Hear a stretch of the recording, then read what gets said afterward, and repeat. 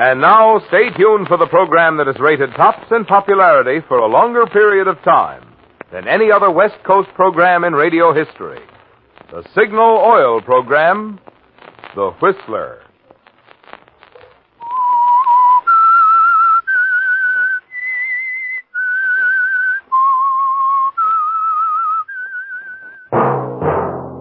Signal, the famous Go Farther gasoline, invites you to sit back and enjoy another strange story by The Whistler.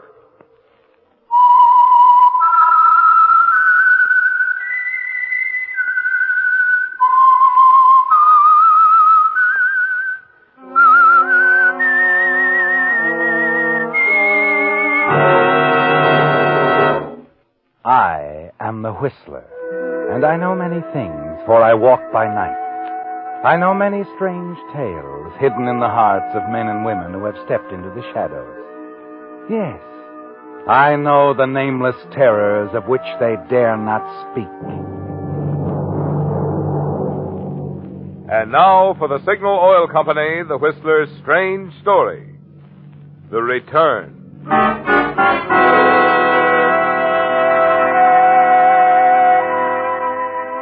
Dr. Sheridan's car screeched to a stop before the heavy stone steps of the wide porch, and the doctor rushed up to the door of the Denton townhouse, clutching his medical kit. There was confusion inside, the servants rushing this way and that, and relatives barking orders, all of them clearing a path to the stairs to permit the doctor to dash hurriedly up towards the big master bedroom where Ellen Denton lay breathing heavily.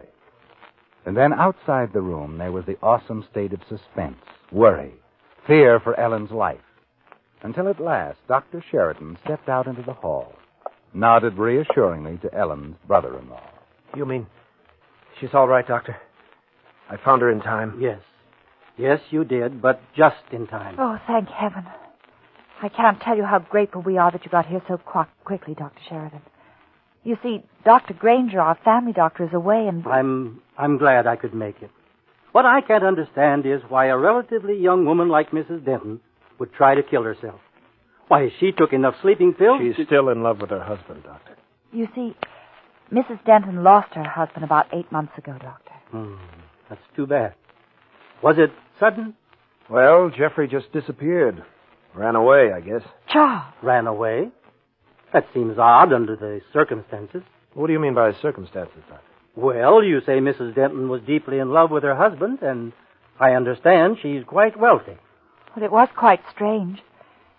One day last winter, Ellen, Mrs. Denton, that is, drove down from the country with the maid to open up the townhouse here. Jeffrey stayed up at the Dentons' estate in Ferrisville. He was supposed to drive down the next day, but no one's heard from him since. I see. Ellen's done everything she could to find him. Told the police all about him, hired private detectives. But so far, she's drawn a blank. It's been terribly hard on Ellen. We've all worried about her and tried to do everything we could for her. And now this overdose of sleeping... Well, you'd better watch Mrs. Denton quite closely for a while. Don't you worry about that, Dr. Sheridan. We'll watch Ellen every minute. You say you're Mrs. Denton's brother-in-law? Yes, that's right. Ellen and my brother Jeffrey were married nearly 15 years ago. Valerie here's my wife. I see.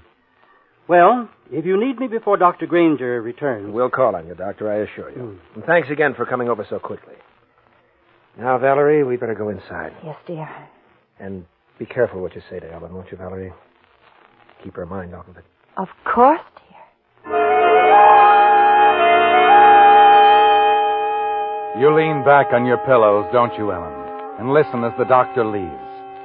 And a moment later, Charles and Valerie slip into your room softly, whispering so as not to disturb you.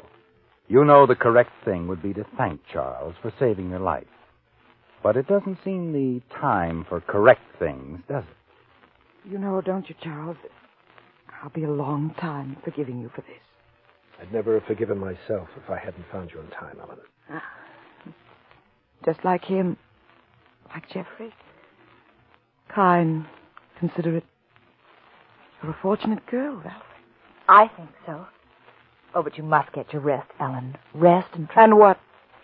Forget? Is that what you were going to say? Why, Never mind. Valerie, I'll meet you downstairs. Here, Ellen. Let me fix your pillow. Please, Charles, leave me alone. You stopped me. Prevented me from doing the one thing I could do that would make forgetting a possibility. Well, Ellen, Leave me alone. That seems to be the way the world wants me.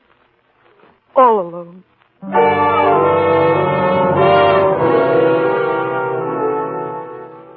There are hurt looks on their faces as they leave Ellen.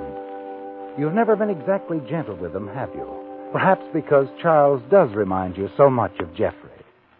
But a week later in the garden, you do your best to appear civil. You're almost in good spirits until you have a visitor. There's someone to see you, Ellen, dear. I hope it's all right. Over here, Mr. Nathan. Fred Nathan. Well, it's been long enough. Yeah. Sorry, Mrs. Denton. 3 months, to be exact. 3 months since you assured me that if my husband were alive, you, the finest private investigator in the business, could find him. Well? Well, I haven't, Mrs. Denton, no, but I sort of got sidetracked. A case in Sacramento. It was quite by accident, you see, that I stumbled onto some rather exciting information. Oh? While I was working on the Sacramento job, I ran into somebody. A lady who manages a boarding house. She said that a man answering the description of Jeffrey Denton, your husband, showed up there a short while ago. What? Yeah, she was pretty definite about it. Said he, acted strange, sort of, like maybe an amnesia victim. I can't believe it. Can we see this man? Can we talk to him? He, left the boarding house about a week ago. Oh. But I brought something along. Something he left behind. Let me unwrap it here. Yeah, there we are. What? Why, it's a sport coat. The same kind Jeffrey was wearing the last time we saw him. Yeah, I figured that'd interest Mrs. Denton. Interest? Me? Why, it's Nathan. I don't know what to say. Ellen? Here, now, don't do that. Oh. Hey, give me a hand here, lady. Yes, Mrs. of course. Denton's fainted.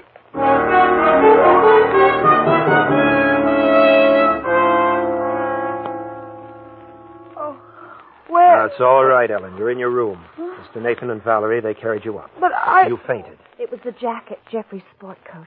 When Mr. Nathan showed it to us. Oh, yes, I remember now. Valerie, where is Mr. Nathan? I'd like to talk to him. Now, you've had quite enough for one day. We almost have to send for the doctor again. You can see Nathan another time. He'll be back. Yes. Yes, I suppose he will. But isn't it wonderful, Ellen? At least you know now that Jeffrey's alive. Yes. Now I know. Ellen, you just lie back and rest. We'll see you at dinner. Come along, Valerie.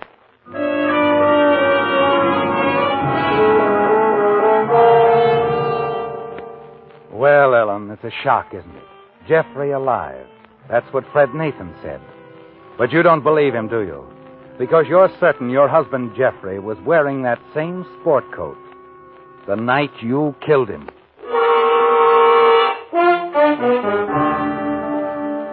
Everything had been going so well, hadn't it, Ellen? Yes.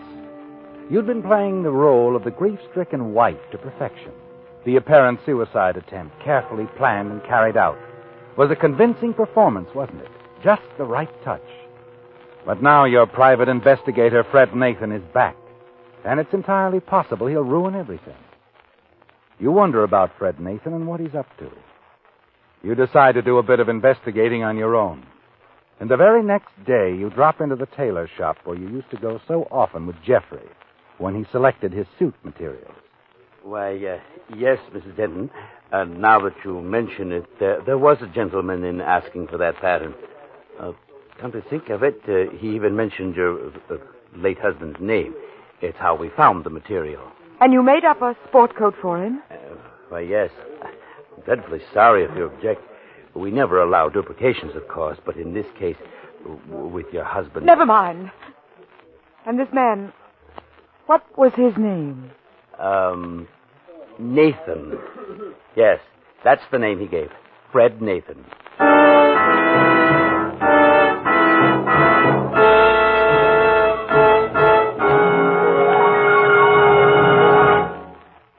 A Buick Super in the dashing new Riviera model is just one of 200 big prizes in the $10,000 Signal gasoline contest that anyone can enter.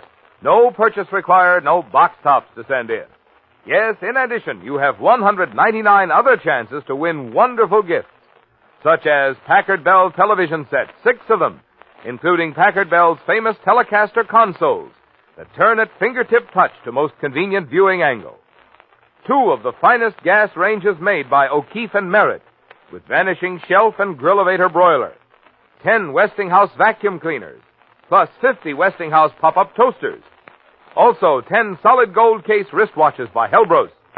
Yes, there are lots and lots of chances to win in the big, exciting Signal contest.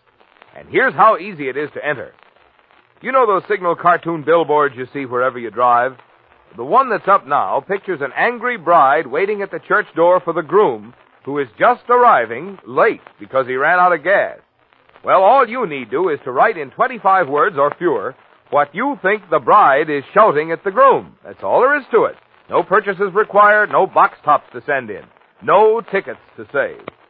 Say, you just can't afford to pass up an opportunity like this to win really valuable awards. So ask any Signal dealer for free entry blank for Signal's big $10,000 contest.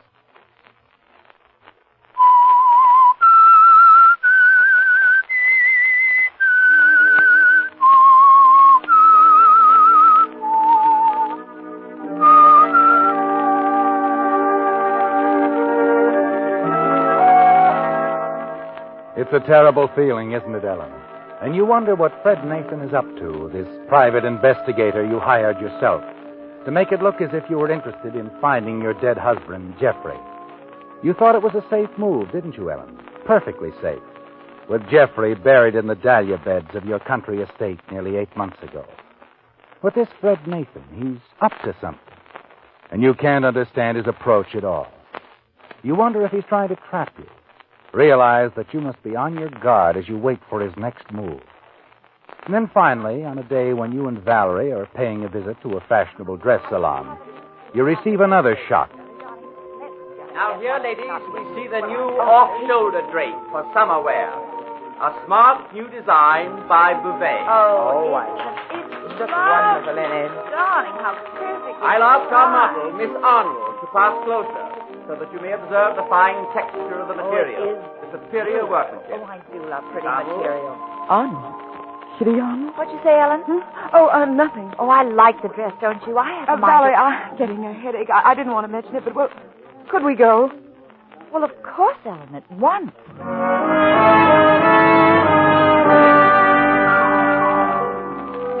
The headache is an excuse, isn't it, Ellen? A lie to get you outside, out of sight of that model, Miss Arnold. Kitty Arnold. She was the girl in the case, wasn't she? The other woman. The reason that you, Ellen Denton, killed your husband in a jealous rage.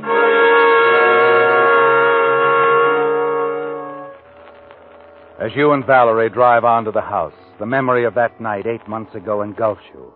That night when you sneaked back to the estate, saw Kitty leave by the side door, the quarrel, and then finally Jeffrey lying dead at your feet. And now Kitty Arnold, who was supposed to be in New York, she's here. And you wonder if it has anything to do with the private detective, Fred Nathan. You're still thinking about it when you arrive at the house. There, Charles has some news for you. Fred Nathan was here, Ellen. Left just a moment ago. Oh? Uh-huh. Wanted to see you. I told him I didn't know when you'd be back. Was it about Jeffrey? Well, yes. Said he'd run across another lead. Told me to tell you that he's taking the 8 o'clock plane to Los Angeles. He seemed to be quite excited about the whole thing. I wonder what Jeff is doing in Los Angeles. Well, Valerie, we aren't certain he's there. But Mr. Nathan seems to think so. Well, yes. Why, Charles? Well, I don't know. Nathan didn't go into that, Ellen. Oh, I see. That's entirely possible, you know. Jeff was in business there years ago. Knows the city, has friends. Oh, yes. Yes, of course. Oh, Ellen, I just know Jeff will turn up soon. You'll see. Of course he will, Ellen. Well, come along, dear. We'd better freshen up before dinner. Charles, be a darling and see to the cocktails, will you? Already taken care of that, Val. Well, I hope you remembered I told the cook we're having an early dinner. Oh, of course. She's been sulking around the house ever since. You know how she hates to have a routine disturbed. Early dinner? What is all this, Valerie? Well, have you forgotten, dear? We're going up to Ferrisville for the weekend. Charles is going there tonight to get things in order. Oh, yes, I had forgotten. Gosh, I suppose we could all go tonight for that matter and help Oh, Charles. no need of that. I can manage. No, I couldn't go, not tonight. Oh? No, you see, well, as I said, it completely slipped my mind. I made several appointments here in town for tomorrow morning. Oh, you couldn't cancel them, I suppose. No, not very well. You run along with Charles. I'll drive up sometime tomorrow afternoon. Nonsense. I'll stay here with you, dear. You can manage, can't you, Charles? I said I could, Val. Well, of course you can. Well, it's all settled then.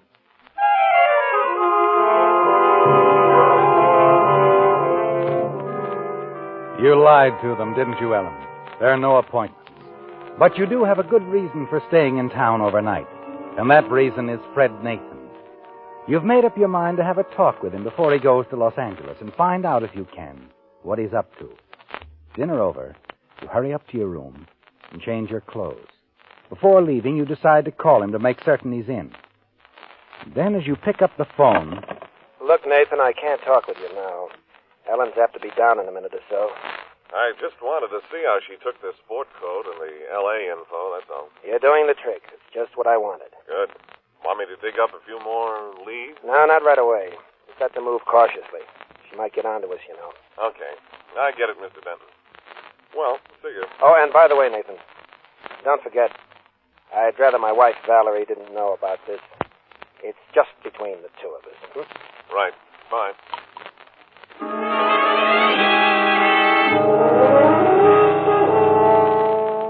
You can't believe what you've heard, can you, Ellen? But as you replace the receiver, the whole picture becomes clear to you. Charles, he's in on it with Fred Nathan. You realize he suspected you all along, and now he's trying to trap you. Expose you as his brother's killer.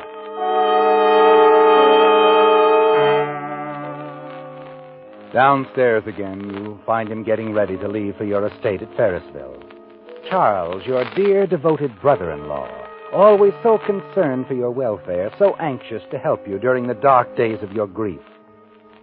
And now you're sure that all the time he's been planning to trick you, reveal you as a murderess. And then suddenly a thought strikes you. Charles never did get along with his brother, and you wonder if perhaps there's something else on his mind besides trying to trap you as his brother's killer. Blackmail, Ellen. That could be it, couldn't it? Charles doesn't really have much money of his own. It would be a perfect opportunity for him to get his hands on your fortune. A little at a time. Penny for your thoughts, Ellen. Oh. I'm about ready to shove off. Station wagon out front, Val? Yes, it is. Everything's all ready waiting for you. Good. Oh, Charles, you will drive carefully, won't you? Sure. Yeah, see you ladies tomorrow, Sometime in the afternoon. Bye, dear. Bye.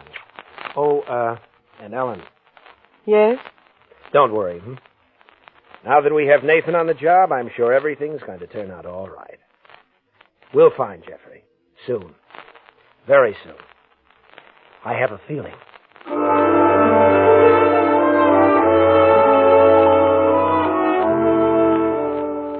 He's clever, isn't he, Ellen? And as you watch the station wagon drive away, you wonder how close Charles is to the truth, don't you, Ellen? What he really meant when he said Jeffrey would be found soon. Long after he's gone, you pace the floor of the library.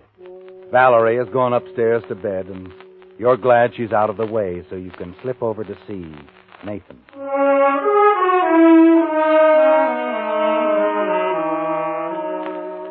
A half hour later, you park your car in front of a small apartment house uptown and hurry upstairs to apartment 304.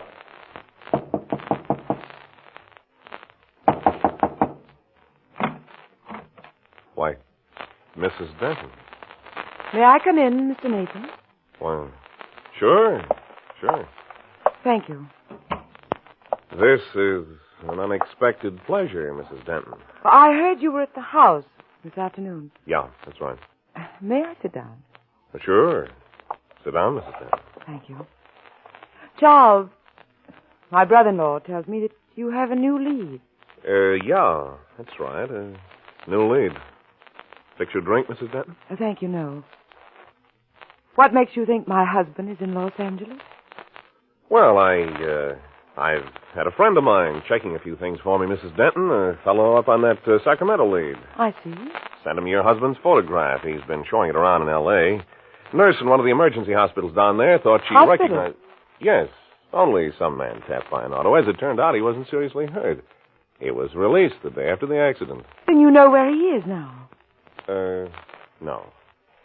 No, you see, the address he left turned out to be a phony. Yeah, phony. Oh, I see. That's why I thought I'd better run down there myself, take over. Of course. And you'll spare no expense. I'm a wealthy woman, Mr. Nathan. I can afford to pay your price, whatever it is. I know, Mrs. Denton. We'll find your husband. Don't worry about that. Of course, it might take a little longer than we expect. I'm prepared for that. But I'll make it well worth your while, Mr. Nathan. Sure. We haven't discussed your fee yet, have we? No hurry. I'm a pretty reasonable guy when it comes to finances. Perhaps we could talk it over now. Well, sure, but I really don't have much time. You know, I got to catch that 8 o'clock plane to L.A. Oh, yes, of course. I'd forgotten. Now, leave it to me, Mrs. Denton. Just leave it to Fred Nathan.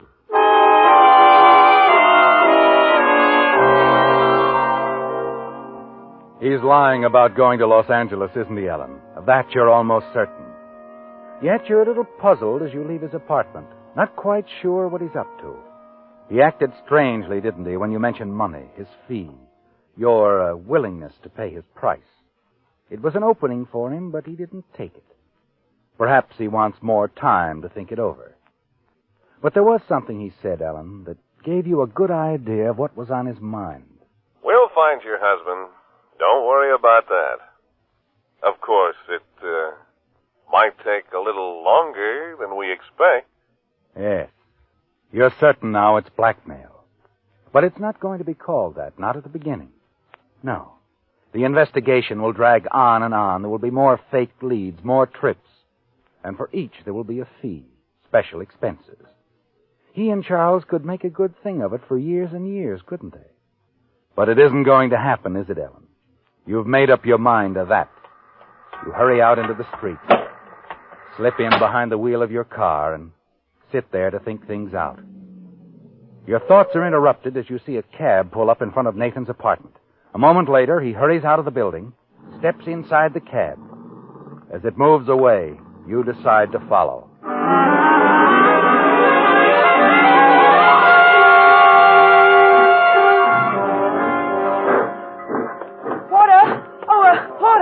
Yes, ma'am. That train just pulling out, is that the one to Los Angeles? No, ma'am. That's the northbound. Greenpoint, Valley Town, Ferrisville. Ferrisville, I see. Thank you.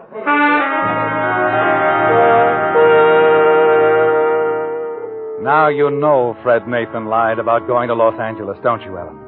He's taking the train to Ferrisville, your estate there. And you wonder why. And then suddenly you remember. Charles, he'll be there. Yes. Probably Charles' idea, wasn't it? To drive up to the estate tonight and meet Nathan there. They're up to something, aren't they, Ellen? As you drive away from the station and swing onto the highway and race into the night toward Ferrisville, you wonder if they know where Jeffrey is buried.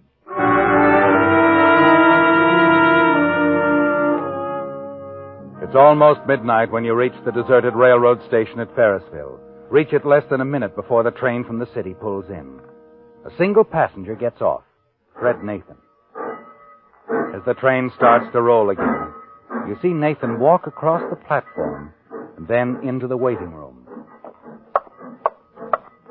You move along the platform, keeping well in the shadows, and then stop near an open window. Yeah. You can hear him Yeah, that's inside, right. talking on the phone. Yeah, I just got in, Mr. Denton. Huh? Yeah, I think we better make sure where we stand before we make another move. No, tell you about it later. Yeah, okay. I'll wait for you. They're going to make sure, aren't they, Ellen? You know what that means, don't you? You step back into the shadows as Nathan comes out of the waiting room, walks past you. You watch him as he stops at the edge of the platform, lights a cigarette. He glances up the track, the fast-approaching southbound express.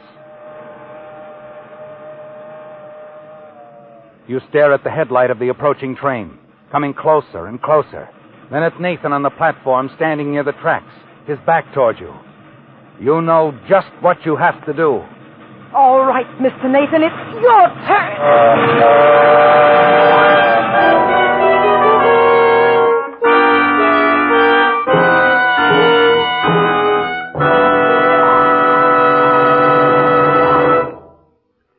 For the lucky lady who wins the three-piece Apex automatic laundry in Signal's big $10,000 contest, Monday isn't going to be Blue Monday anymore. This complete laundry center includes Apex automatic washer, dryer, and ironer. Or maybe what you'd like is the Frigidaire refrigerator or electric range or home freezer. Or one of the 10 Packard Bell radios. Or Halliburton makeup cases filled with Anatole Robbins cosmetics. All of these prizes, remember, will be won by merely writing in 25 words or less what the bride on the Signal gasoline billboard is shouting at the groom. For instance, she might be saying, "No, I won't help push the car." Maybe the next time you'll know enough to use Signal Go Farther gasoline. Winners will be selected on the basis of originality and humor, aptness and suitability in advertising Signal products. Your chances of winning are good, because only entries mailed on official entry blanks from the 6 Signal states, California, Oregon, Washington, Idaho, Nevada, and Arizona, are eligible to win. So don't miss this chance at a free Buick or other valuable prizes. Stop by your nearest Signal station tonight or tomorrow, sure, for your free entry blank.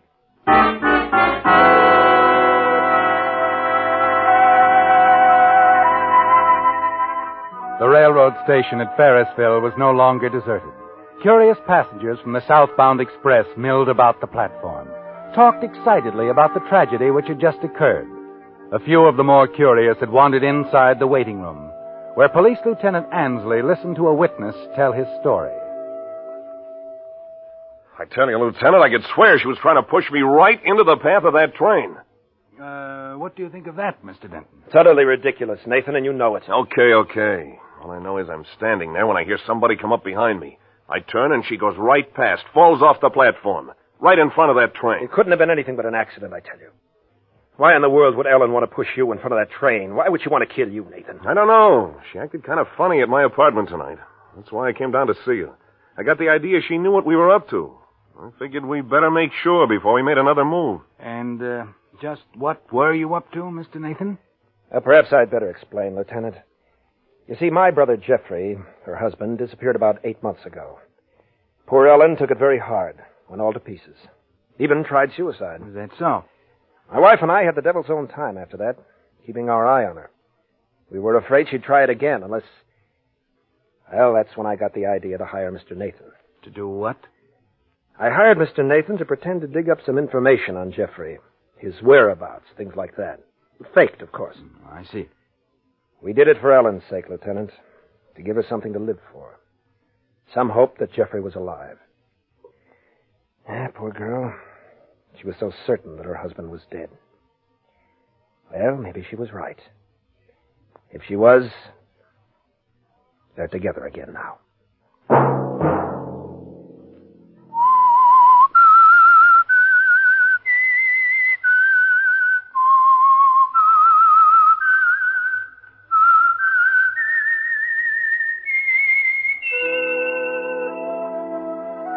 Let that whistle be your signal each Sunday for the Signal Oil program, The Whistler. And this week, be sure to enter Signal's big $10,000 contest.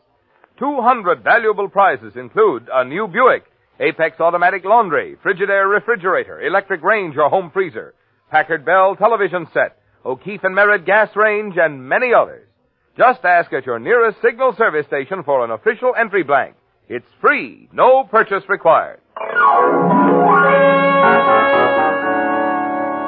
Featured in tonight's story were Bill Forman, Betty Lou Gerson, David Ellis, Rye Billsbury, and Francis Robinson.